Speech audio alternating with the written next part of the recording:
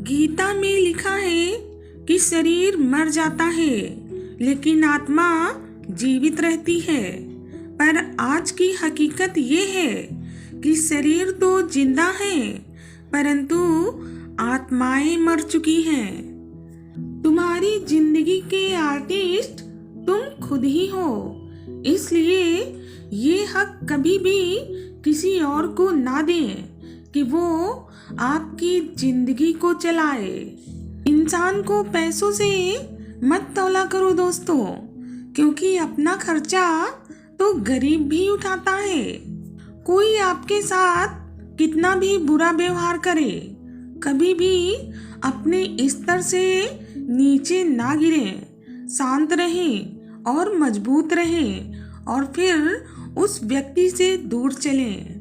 Life में जो भी होता है वो किसी वजह से होता है। या तो वो आपको कुछ बना कर जाता है या फिर कुछ सिखा कर जाता है।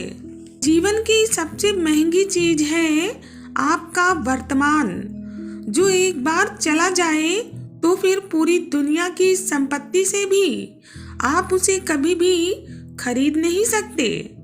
किसी की गलतियों को नहीं, उसकी खूबियों को ढूंढिए और आपकी जिंदगी अपने आप आसान हो जाएगी।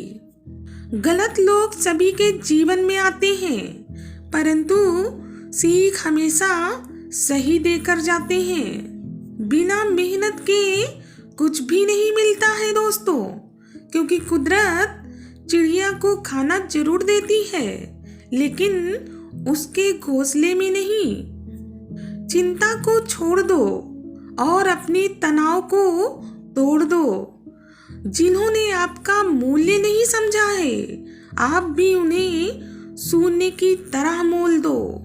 जैसे जैसे आपका नाम ऊंचा होता है वैसे वैसे शांत रहना सीखिए, क्योंकि आवाज हमेशा सिक्के ही करते हैं, नोटों को कभी बजते नहीं देखा।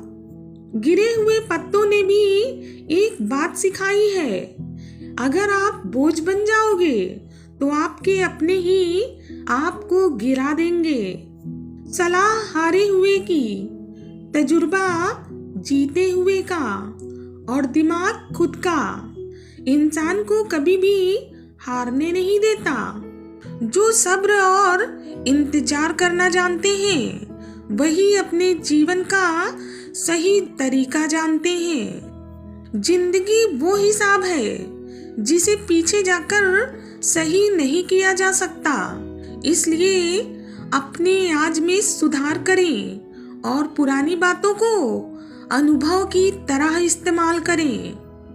पता नहीं नसीब खराब है या फिर मैं खराब हूँ। हर उस चीज ने दिल दुखाया है जिस पर मुझे नाज था। झूठ, धोखा और बहाने आपको कुछ पल की खुशी जरूर देंगे, लेकिन इसकी कीमत आपको भविष्य में जरूर चुकानी पड़ेगी। कलयुग का सत्य, जिसकी जितनी शर्म खो रही है उसकी उतनी ही चर्चा हो रही है। जो जितना नीचे गिर रहा है दुनिया में वही उतना ऊंचा उठ रहा है। सोच अच्छी रखो, लोग अपने आप अच्छे लगने लगेंगे। अपनी नियत को भी अच्छी रखो और आपके काम भी ठीक होने लगेंगे। आशा और विश्वास कभी भी गलत नहीं होते। ये तो हम पर निर्भर करता है कि हमने आशा किससे की है और विश्वास किस पर किया है। अच्छे कर्म करने के पश्चात भी लोग आपकी बुराइयां ही याद रखेंगे, इसलिए लोग क्या कहते हैं इस पर ध्यान मत दीजिए। आप केवल अपने कर्म करते रहिए। उपवास हमेशा अन्न का ही क्यों, लोभ, लालच, घृणा, चुगली, क्रोध और आपके गंदे विचारों का भी तो होना चाहिए।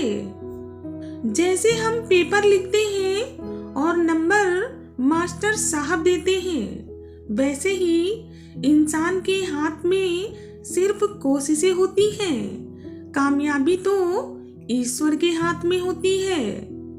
लोग तुम्हारा साथ देना तो दूर, तुम्हें पहचानने से भी इनकार कर देंगे।